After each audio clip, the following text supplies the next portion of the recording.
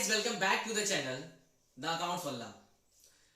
बच्चों, हमने इसके लास्ट वीडियो में ये पढ़ लिया था कि गैर व्यापारिक संस्थाओं द्वारा प्राप्ति भुगतान खाता कैसे बनाया जाता है और आय व्यय खाता कैसे बनाया जाता है।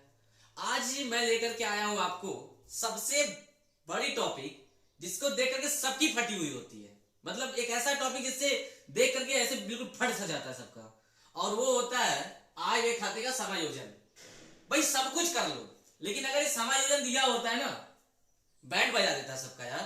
तो आप इस वीडियो में इसको देखने के बाद बिल्कुल चीजें आपकी इतनी क्लियर हो जाएंगी कि फिर तो कहोगे वाह, हम तो ज्ञानी हो गए, बिल्कुल ज्ञानी हो गए।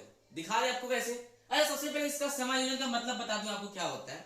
एक्चुअली होता क्या है कि हम लोग जो गैर व्यापारिक संस्थाओं के लेखांकन में या फिर अलाभकारी संस्थाओं के लेखांकन में एक प्राप्ति और भुगतान खाता बनाते हैं, तो उन्हीं प्राप्ति और भुगतान खाते से नीचे ना कुछ अलग से सूचना दी गई होती है। जैसे ये प्राप्ति और भुगतान खाता का प्राप्ति साइड, ये भुगतान वाला साइड। तो प्राप्ति के साइड में दे दिया हुआ है किराया, यानी किराया प्राप्त हुआ। तो कुछ चीजें ऐसी भी होती हैं कि जब हम लोग खाता बना रहे तब पता चलता है, अरे यार किराया इसमें 10,000 रुपये दिखाया जा रहा है, लेकिन हमको 12,000 रुपये टोटली किराया हमको मिला हुआ है, तो हम या फिर मिलने वाला है। तो हम क्या करते हैं कि 2,000 रुपये जो किराया का इसमें हमने नहीं लिखा है उसको अलग से नीचे दिखा देते हैं, और ये चीज कहलाता है हमारा समायोजन। आई बात समझ में? तो इस चैप्टर में समायोजन का कैसे लिखा जाता है, कैसे दिखाते हैं इन चीजों को, आपको इसके देखने के बाद बिल्कुल क्लियर हो जाएंगी। सबसे पहला समायोजन अदत्त व्यय। क्या होता है अदत्त व्यय? को हम बकाया व्यय भी कह सकते हैं। मतलब एक ऐसा व्यय जो कि अभी होने वाला है, हुआ नहीं है। तो अगर आपके क्वेश्चन में अदत्त व्यय दिया हुआ है, इधर होगा वेतन, बाई द वे वेतन इसमें लिखा हुआ है 10,000 रुपए, लेकिन आपको वेतन देना है टोटली 15,000 रुपए। तो क्वेश्चन में नीचे लिखा होता है कि बकाया वेतन 5,000 रुपए। तो आप क्या करते हो कि इस प्राप्ति भुगतान खाते से जब आय व्यय खाता बनाते हो, तो वेतन जब लिखा जाएगा आय व्यय खाते में, तो उसमें ये 5,000 रुपए ऐड कर दिया जाएगा। सबसे पहली बात ये नोट कर लो, अगर तुम्हारे समायोजन में अदत्त व्यय दिया हुआ है तो उसको उस व्यय में इससे रिलेटेड जो भी होगा ऐड कर दिया जाता है। और क्योंकि जो भी समायोजन होते हैं उनको दो जगह दिखाया जाता है।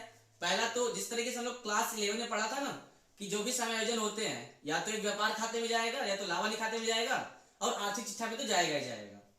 मतलब व्यापार खाता या लाभानी खाता में से किसी एक में जाता है, और फिर उसके बाद आर्थिक चिट्ठे में जाता है। यहां पर बिल्कुल उसी तरीके से चीजें हैं। आपको जो भी यहाँ पे मिलता है समायोजन, उसको सबसे पहले आय व्यय खाते में दिखाया जाएगा।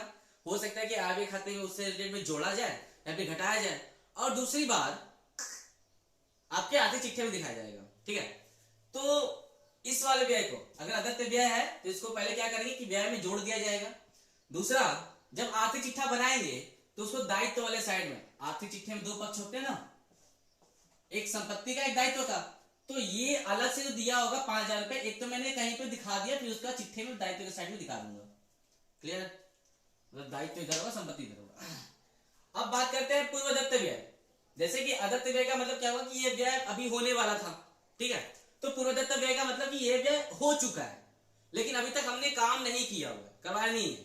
जैसे आप लोग ना मोबाइल में रिचार्ज पहले अभी भी होता है कि पहले क्या करते हो कि आप खर्चे कर देते हो, प्रीपेड नाम सुना होगा, प्रीपेड। आप खर्चे पहले कर देते हो और उसका बेनिफिट बाद में उठाते हो। तो आपके क्वेश्चन में कुछ इसी तरीके की चीजें दी गई होती है। पूर्वदत्त व्यय का मतलब कि एक ऐसा व्यय जो कि आपने कर दिया है लेकिन अभी तक उसका लाभ नहीं उठाया है। तो हम क्या करते हैं, क्वेश्चन में दिया होगा पूर्वदत्त 10,000 रुपए, 5,000 रुपए, तो उसको उससे संबंधित व्यय में से घटा देते हैं पहले। तो अगर वेतन पे दिया होगा, किराए पे दिया हो, किराए पे दिया होगा, तो सबसे पहले उसमें से घटा दिया जाएगा, और उसके बाद आर्थिक चिट्ठे के संपत्ति पक्ष में, यानी कि दो जगह जब लिखा जाएगा तो पहली बार आय व्यय खाते के व्यय में से उससे घटाया जाएगा, और दूसरा आर्थिक चिट्ठे के संपत्ति पक्ष में दिखाया जाएगा। क्लियर? अब बात करते हैं उपार्जित आय की। तो उपार्जित आय एक ऐसा आय होता है जो कि हमने कमा लिया है लेकिन अभी तक मिला नहीं है। क्या बोल दिया? हाँ, उपार्जित आय एक ऐसा है जो कि हमने कमा लिया है लेकिन अभी तक मिला नहीं है, यानी कहीं ना कहीं मेरी संपत्ति हुई। ये तो पहली बात है कि भाई आपने मुझे अभी तक पैसे नहीं दिए हो, तो उसका मतलब कि मेरा पैसा आपके पास है, तो तो मेरी संपत्ति हुई वो। तो एक जगह तो फिक्स है कि ये आर्थिक चिट्ठे के संपत्ति पक्ष में जाने वाला है, तो इसको दो जगह दिखाया जाता है। कहां? एक तो अपने आय में जोड़ दिया जाता है, दूसरा आर्थिक चिट्ठे के संपत्ति पक्ष में दिखाया जाता है। बिल्कुल अच्छे से जान लीजिए बच्चों, अगर उपार्जित आय दिया हुआ है तो सबसे पहले उसे आय में जोड़ा जाएगा और दूसरी बार अपने आर्थिक चिट्ठे के संपत्ति पक्ष में दिखाया जाएगा। बिल्कुल नोट कर लो अच्छे से। अनुपार्जित आय ये क्या होता है? अनुपार्जित आय को हम अग्रिम भी कहते हैं और एडवांस भी कहते हैं, इसको ये याद रखना। अनुपार्जित आय का मतलब एडवांस में तुमको इनकम मिल गया है, पैसा पहले से मिल गया है, तो इसका मतलब क्या करना है तुमको?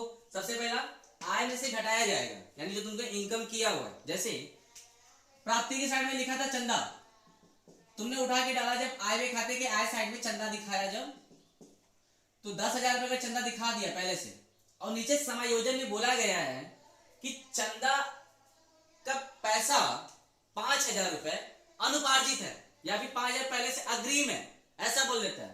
तो इसका मतलब कि इस 10,000 में से इस 5,000 को हम घटा देंगे, तो फाइनल अमाउंट कितना लिखना है बच्चों? 5,000 रुपए, याद रखिएगा। कहने का मतलब कि जो अनुपार्जित आय दिया होगा उसे आय में से घटाया जाएगा। दूसरी बात, क्योंकि एडवांस में हमको चीजें मिल गई है, एडवांस में जब मिल जाती हैं तो वो तब तक मेरे लायबिलिटीज होता है जब तक कि हम उसका पूरा काम न करते। फॉर एग्जाम्पल में अगर आप स्कूल पढ़ने जा रहे हो और स्कूल में आपने 3 महीने की फीस ऑलरेडी पे कर दिया और अभी पहला महीना है तुम पढ़ रहे हो, तो स्कूल वाले के लिए तुमने 3 महीने की फीस दी है ना, वो कर्ज माना जाएगा अभी तक स्कूल वालों के लिए। क्यों? क्योंकि भाई अभी तक तो उसने 3 महीने तुमको पढ़ाया नहीं है, जब वो पढ़ा लेगा तब उसकी प्रॉपर्टी होगी पूरी की पूरी फीस। बिल्कुल ऐसी चीजें यहाँ पे चल रही है। तो अनुपार्जित आय दिया हुआ है तो पहले आय में से घटाया जाएगा, दूसरा आर्थिक चिट्ठे के दायित्व पक्ष में दिखाया जाएगा। सो आज के लिए सिर्फ इतना ही। आप लोग चाहे तो इसका स्क्रीनशॉट ले लीजिए और इसके बाद आप लोग के बाद इसके मैं आगे न्यूमेरिकल लगाऊंगा और उस न्यूमेरिकल से आपका जो डाउट होगा, जो भी चीजें होंगी वो क्लियर हो जाएंगी।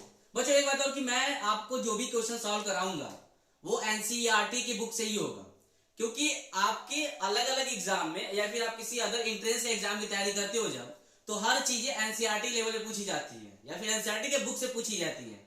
आप अगर कोई भी किसी बुक से आप पढ़ रहे हो तो कोशिश कीजिएगा कि आप एनसीईआरटी वाले क्वेश्चन को जरूर सॉल्व करो, सारे के सारे जगह वही आते हैं।